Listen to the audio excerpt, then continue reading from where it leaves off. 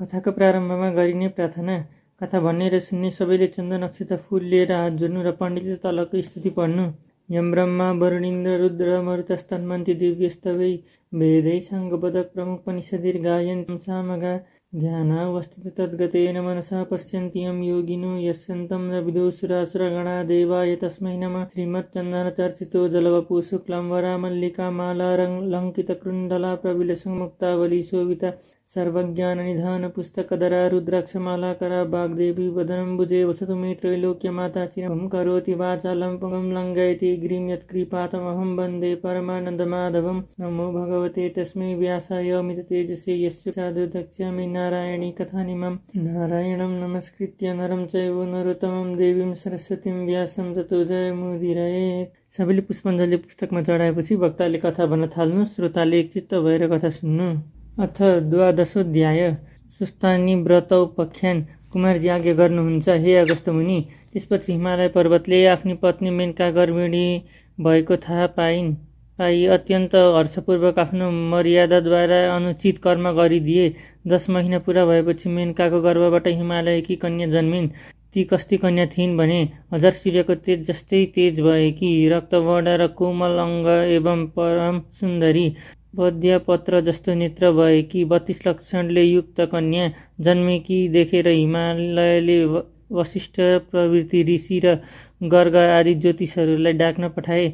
विधिपूर्वक निवारण गराए अनि वशिष्ठ प्रवृत्ति ऋषि ज्योतिषहरूले विदा हुने बखतमा भने, हिमालय यस बालिकाको नाम पार्वती राख्यौ। हे गिरिराज, तिमी धन्य रहेछौ। यी बालिकाले श्री महादेव स्वामी पाएर 14 भुवनकी स्वामिनी हुनेछन्। समस्त पापी र दुष्टहरूको संहार गर्नेछन्। तिम्रो श्रद्धा भक्तिले हामी सन्तुष्ट भयौँ। अब आज्ञा पाए आफ्ना आफ्ना आश्रम जाने थियौँ। यति वशिष्ठ आदि ऋषि ज्योतिषहरूले त्यस्तो भनेको सुनि हिमालय पर्वतले प्रसन्न भई नाना मणिमाणिक्य सुवर्ण द्रव्यादि दक्षिणादि प्रणाम गरेर बिदा दिए। अनि समस्त आगन्तुक र वशिष्ठ प्रवृत्ति आदि ऋषि ज्योतिषी आफ्ना आफ्ना आश्रम गए। त्यसपछि पार्वती शुक्ल पक्षका चन्द्रमा झैँ दिनदिनै बढेर ठुली भइन्।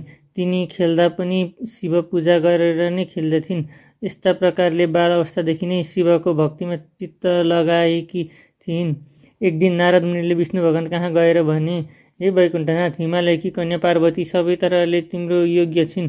कस्ती भने लक्ष्मी भन्दा पनि सुन्दरी, 32 लक्षणले युक्त भएकी ती कन्यासँग तिमी विवाह गर। यति नारद मुनिले भनेको सुनि विष्णु भगवान आज्ञा गर्नुहुन्छ, हे मुनि, के हिमालयले ती कन्या मलाई देलान् त? नारद मुनिले उत्तर दिए, त्यसको चिन्ता तिमीले गर्नु पर्दैन। म अहिले गएर पक्का निधो लिएर आउनेछु। यति भनी नारद तुरुन्त हिमालय कहाँ पुगी। हिमालय पर्वतले भेटेर उचित सत्कार गरेपछि नारदजी भन्दछन्, हे गिरिराज, तिमीसित केही भन्न आएको हुँ। तिम्री कन्या पार्वती वैकुण्ठनाथ विष्णुलाई देऊ। यति नारद मुनिको कुरा सुनि प्रसन्न भएका हिमालय पर्वत भन्दछन्, हे मुनि, यो त अत्यन्त उत्तम कुरा भन्यो। तिम्रो आज्ञाले मेरो पुत्री वैकुण्ठनाथ विष्णुलाई दिएँ। अब तिमी विष्णु कहाँ गएर यो कुरा भन। यति हिमालय पर्वतले भनेको नारद मुनि वैकुण्ठ गएर हिमालयसित भएको सबै कुरा सुनाए। अनि हिमालय पर्वतले आफ्नी कन्या तिमीलाई दिन्छु भन्ने। यति नारद मुनिको कुरा सुनेर विष्णु प्रसन्न भए। हे नारद, तिमी धन्य रहेछौ।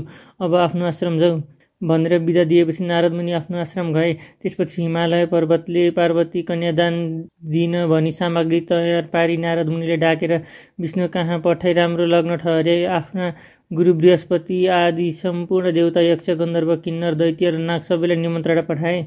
अनि विष्णु भगवान पार्वती कन्या दान लिन हिमालय कहाँ पुगे। उता मेनकाले हिरा मोती मणिमाणिक्य नाना रत्नहरू झकी झकाउ पारेर वस्त्रालङ्कार पहिरी पार्वतीलाई श्रृङ्गार गरिराखेकी थिइन्। यो देखेर जया, विजया, अजिता, अपराजिता आदि सखीहरूले पार्वतीले भने, हे सखी, आज तिम्रो विवाह हुन्छ, विष्णुले कन्यादान दिन्छन्। यति सखीहरूले भनेको सुनि पार्वती मनमा शङ्का उत्पन्न भयो। मैले बाल अवस्थादेखि नै श्री महादेव स्वामी पाऊँ भनेर धाइरहेको छु। अझ पनि महादेवलाई नदिएर अरू कसैलाई दिए भने म आत्महत्या गरेर मर्नेछु। तिनको कुरा सुनेर सखीहरूले भने, हे पार्वती, त्यसो हो भने तिमी यहाँ नबस, हामी कसैले पनि नदेख्ने स्थानमा लुकाएर आउँछौँ। ल हिँड। यति सखीहरूले भनेको सुनि, हे सखी हो, जसो गर्ने हो गर, म कहीँ जान्दिनँ भनिन्। त्यसपछि सखीहरूले नदी तटको वनमा लगेर पार्वतीलाई कसैले नदेख्ने एकान्त ठाउँमा लुकाएर आए। त्यसपछि हिमालय पर्वतले आफ्नो गुरु बृहस्पतिलाई यज्ञमा बसाली सारा विधि गरिसकेर कन्यादान दिन पार्वतीलाई लिन पठाए, तर घरमा देखेन र यताउता सबै खोज्न लगाए, कहीँ पनि पाउन सकेन र हिमालय पर्वतले अत्यन्त व्याकुल भई गुरु बृहस्पतिलाई गएर पार्वती कहीँ पनि छैनन्, अब के कसो गरौँ भने यति हिमालय पर्वतले भनेको सुनि गुरु बृहस्पतिले यस लग्नमा भएन भनी विष्णुलाई बिन्ती गरे अनि आएका निम्ताहरू जति सबै फर्केर आफ्नो आफ्नो आश्रम जाँदा भए। उता सखीहरूले पार्वती वनमा लुकाएर आएपछि पार्वतीले नदी तटमा गएर बालुवालाई त्यसको पार्थिव शिवलिङ्ग बनाई श्री महादेवको आराधना गर्न लागिन्। उसै बेला दुई दैत्य प्रघोष र दमघोष आएर पार्वतीको सौन्दर्यमा लोभिएर अनेक प्रकारले नराम्रा चेष्टा देखाउन लागे।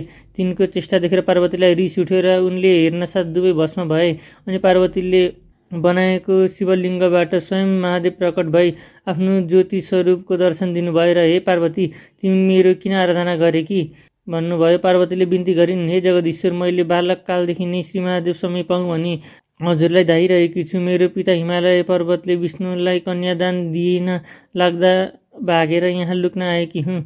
मदेखि प्रसन्न भई रक्षा गर हे प्रभु, मेरो इच्छा पूर्ण गराऊ। पार्वतीको यस्तो प्रार्थना सुनेर महादेव आज्ञा गर्नुहुन्छ, हे पार्वती, तिम्रा माता पिताले कन्यादान नदिई मैले तिमीलाई मेरी भन्न मिलेन। अब विष्णु आएर तिमीलाई जस्तो उपदेश दिनन् उसै माफी गरे इच्छा पूर्ण हुनेछ। महादेवको यस्तो शिक्षा सुनेर पार्वतीले जो आज्ञा भनी साष्टाङ्ग प्रणाम गरिन् अनि महादेव अन्तर्धान हुनुभयो। त्यसपछि सखीहरू आएर पार्वतीलाई घर गइन्। छोरी आएको देखेर रिसाएका हिमालयले भने, हे पुत्री, तिमी कहाँ गएकी थियौ? पार्वतीले बिन्ती गरिन्, हे पिता, म बालककालदेखि नै श्री महादेव समीप पाऊँ भनी उनैलाई धाइरहेकी छु र उनकै ध्यान भक्ति पनि मेरो हृदयले सदैव गरिरहेको छ। हजुरले श्री विष्णुलाई दिन लाग्दा लुक्न गएकी थिएँ। आफ्नी पुत्री पार्वतीको यस्तो कुरा सुनि न्वारानको दिन वशिष्ठ प्रभृति ऋषि र ज्योतिषले पार्वतीको विषयमा भविष्यवाणी गरेको सम्झी चुप लागे। त्यसपछि पार्वतीले विष्णु कहिले आउलान् र श्री महादेव समीप आउला भनी अनेक तीर्थ व्रत दान धर्म जप तप नियम पालन गर्न लागिन्। फेरि निकै दिन बालुवाको शिवलिङ्ग बनाई पार्थिव पूजा पनि गरिन्। तिनको अडिग श्रद्धा एवं भक्तिभाव देखेर विष्णु भगवान गरुडमा चढी शङ्ख चक्र गदा पद्य धारण गरी पार्वतीको सामुन्ने आएर आज्ञा गर्नुभयो, हे पार्वती, तिमीले अनेक तीर्थ व्रत दान धर्म पूजा पाठ यज्ञ आदि गरेको देख्दा म अत्यन्त प्रसन्न भएँ।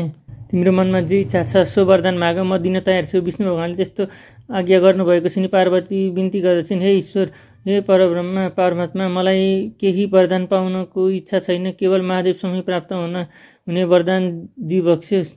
पार्वतीको यस्तो प्रार्थना सुनि विष्णु भगवान आज्ञा गर्नुहुन्छ, हे पार्वती, तिमीले परिश्रम साथ गरेको यी तीर्थ व्रत दान धर्म उपवास भन्दा पनि एउटा अति उत्तम र गोप्य कुरा भन्दछु।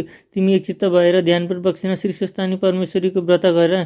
त्यस व्रतको प्रभावले जगदीश्वर श्री महादेव स्वामी पाउने छौ, यसमा शङ्का छैन। श्री विष्णुले यति आज्ञा भएको सुनि पार्वतीले फेरि बिन्ती गरिन्, हे ईश्वर, त्यस व्रतको विधान के हो र त्यसमा के गर्नुपर्दछ? यो सबै विस्तारपूर्वक आज्ञा होस्। पार्वतीको यस्तो प्रार्थना सुनि विष्णु भगवान आज्ञा गर्नुहुन्छ, हे पार्वती, पौष शुक्ल पूर्णिमाको दिनदेखि व्रत आरम्भ गर्नुपर्दछ। एक दिन पहिला नै हात खुट्टाका नङ काटी स्नान गरेर पवित्र भई एक भक्त रही एकचित्त गरी नित्य मध्याह्न कालमा श्री महादेवको पूजा गर्नु र एक महिनापछि अर्थात् माघ शुक्ल पूर्णिमाको दिन अष्टोत्तर 100 रोटी, अष्टोत्तर 100 अक्षता, अष्टोत्तर 100 बेली पुष्प, अष्टोत्तर 100 कुडका सुपारी, अष्टोत्तर 100 पान, जात जातका फल नैवेद्य आदि सबै वस्तु तयार पारी आरसीमा ओमकार लेखी गङ्गा जलले स्नान गराउनु र श्रीखण्ड रक्तचन्दन लगाई पिताम्बर वस्त्र पहिराई धूप दीप नैवेद्य कस्तुरी भेटी दक्षिणा चढाई षड्सोपचार वा पञ्चोपचारले पूजन गरिसकी स्तोत्र पाठ जप ध्यान गरिसकी अर्घ दिनु। अनि हे पार्वती, स्वस्थानी परमेश्वरी भनेकी कस्ती छन् भने अष्टदल पद्यमा अष्टमातृका, त्यसमाथि खड्ग त्रिशूल र वर नीलो पल हातमा धारण गरेकी, 4 बाहु र 3 नेत्र भएकी, अनेक प्रकारले अलङ्कार पहिरेकी, अनेक आयुध लिएकी, पीत वर्ण भन्दा पनि अत्यन्त शोभायमान भएकी स्त्री श्री स्वस्थानी परमेश्वरीको ध्यान गरेर, हे जगदीश्वरी, भनी मनमने उनीसित इच्छा भएको वरदान माग्नु। अनि प्रसाद झिकेर अष्टोत्तर 108 रोटी 8 हतेचा 8 बेली पुष्प 8 पान 8 कुटका सुपारी सगुन समेत आफ्नो पतिलाई दिनु। पति नभए छोरालाई दिनु। छोरा पनि नभए मित छोरालाई दिनु र मित छोरा पनि नभए जुन कामनाको वा इच्छाले व्रत गरेको छ त्यो मेरो फलानु कामना पूर्ण होस् भनेर गङ्गामा बगाइदिनु। 100 रोटी आफूले फलाएर गर्नु। रातमा जागराम बसेर स्वस्थानीकै महिमा गान भजन कीर्तन गर्नु, सुन्नु सुनाउनु। यति गरेपछि अवश्य इच्छा पूर्ण हुनेछ, यसमा कुनै शङ्का छैन। हे पार्वती, स्वस्थानी परमेश्वरीको प्रसाद लिने बेलामा श्री महादेव तिम्रो सामु आफै प्रकट हुनुहुनेछ। तिम्रो श्रद्धा भक्ति देखेर म प्रसन्न भए। यति भनिसकेर तिमीले महादेव स्वामी पाए भनी विष्णु भगवानले वरदान दिनुभयो। हे अगस्त्य मुनि, नारायण विष्णुले यति आज्ञा भएपछि पार्वतीले मनमा सन्तोष र आनन्द मान्दै श्रद्धासहित विष्णुको पनि पूजा र प्रणाम गरिन्। तिनले पूजा गरिसकेपछि विष्णु भगवान विदा भएर गरुडमा चढी त्यहाँबाट अन्तर्ध्यान भई वैकुण्ठ धाममा जाँदा भए। इति श्री स्कन्द पुराणे केदारखण्डे माघ महात्म्ये कुमार अगस्त्य संवादे श्री स्वस्थानी परमेश्वर्या व्रत कथायां श्री विष्णु स्वस्थानी व्रतोपदेश वर्णनम नाम 12 आरती पुष्पाञ्जली। कथा सुन्ने सबै श्रोताले नित्य कथा सुनिसकेपछि चन्दन अक्षता फूल लिएर उभि हात जोड्नु। अनि भक्त पण्डितले तल लेखिएको श्लोकहरू पढ्नु। उपनयतु मङ्गलम वा सकल मङ्गलालय श्रीमान दिनकर किरण निबोधित नवनलिन दल निवेक्षण कृष्ण काले वर्षतु पर्जन्य पृथिवी सतशालिनी देशोऽयं च बरहितो ब्रह्मणा सन्तु निर्भया अपुत्रा पुत्रिणा सन्तु पौत्रिणा निधना सदना सन्तु जीवन्तु शरदं शतं। तत्रैव गङ्गा यमुना च तत्र गोदावरी सिन्धु सरस्वती च तीर्थानि सर्वाणि वसन्ति तत्र यात्रा चित्तोद्धार कथा प्रसंग या कुन्देन तुषारहार धवला या शुभ्रवस्त्रावृता या बीडा वरदण्ड मण्डितकरा या श्वेत पद्मासना या ब्रह्मच्युत शङ्कर प्रभृतिर्देवैः सदा वन्दिता सा मां पातु सरस्वती भगवती निशेष जाड्यपा कायेन वाचा मनसिंहैर्वा बुद्ध्यात्मना वा प्रकृति सावत् करोमि यद्यत् सकलं परस्मै नारायणायति समर्पयेत। श्री स्वस्थानी देव्यार्पणमस्तु। यति भनिसकेर कथा सुन्ने जति समस्त श्रोताहरूले पुस्तकको भाषामाथि पुष्पाञ्जली चढाई पुस्तकलाई ढोक गर्नु र आफ्नो आफ्नो मनको इच्छित वरदान माग्नु। सर्वे भवन्तु सुखिनः, सर्वे सन्तु निरामया, सर्वे भद्राणि पश्यन्तु, मा कश्चित् दुःखभाग् भवेत्। राधे राधे।